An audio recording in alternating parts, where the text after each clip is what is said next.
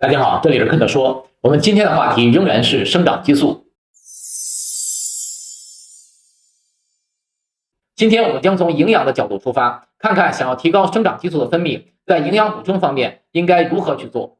在前面的视频中，我讲解过生长激素的概念、它的作用，以及训练和其他激素对它的影响。希望大家在观看这个视频之前，先了解前两个关于生长激素的视频。好，让我们开始吧。一些饮食习惯和食物类型有助于提高生长激素的水平。第一，又是蛋白质。蛋白质是生长激素产生的关键因素，因为它提供了必要的氨基酸，这些氨基酸是生长激素的原材料。生长激素是由一种由体内氨基酸组成的肽激素，具有191个氨基酸，它们按照一定顺序排列，形成特定的三维结构的氨基酸链。肽激素就是这类活性物质。当你摄入蛋白质时，你体内会经过消化过程，将蛋白质分解为单个氨基酸或者小的氨基酸链。这些氨基酸可以被体内用来合成新的蛋白质，包括生长激素。来自肉、蛋、乳、禽、鱼这5类动物蛋白都是优质的蛋白质来源。其次，想要增加生长激素的分泌，要注意降低糖分的摄取。研究表明，高糖食物会抑制生长激素的分泌。在这里，我们要讲一下生长激素和胰岛素的关系。生长激素和胰岛素在很多方面起到相反的作用，所以它们被称为对立激素。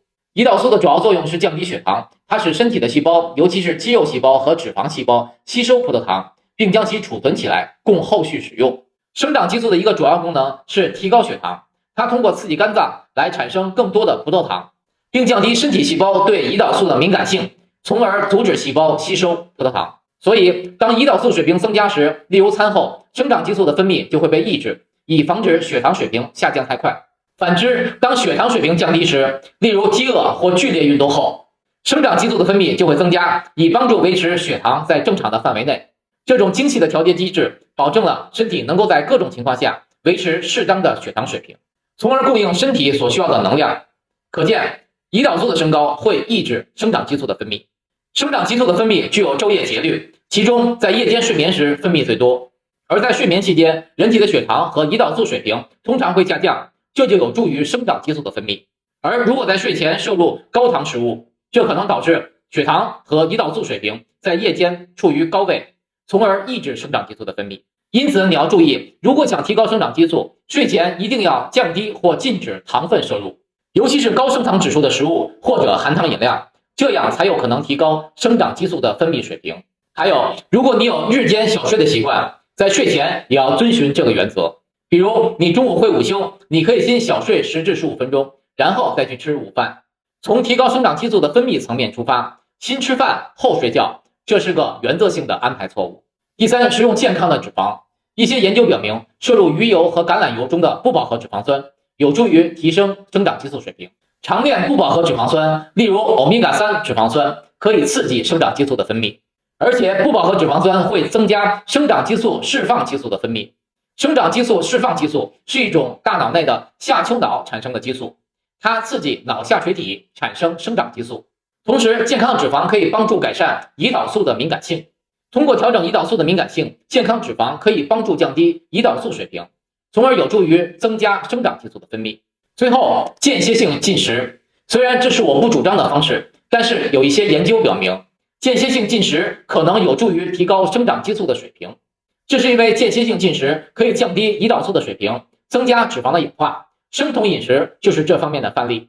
但是你还是要记得我在前面视频中讲过的，在增加肌肉的4大激素中，生长激素是排在最后的。如果你很坚持生酮饮食，生长激素是你抬杠的利器。以上4点是日常饮食安排的技巧。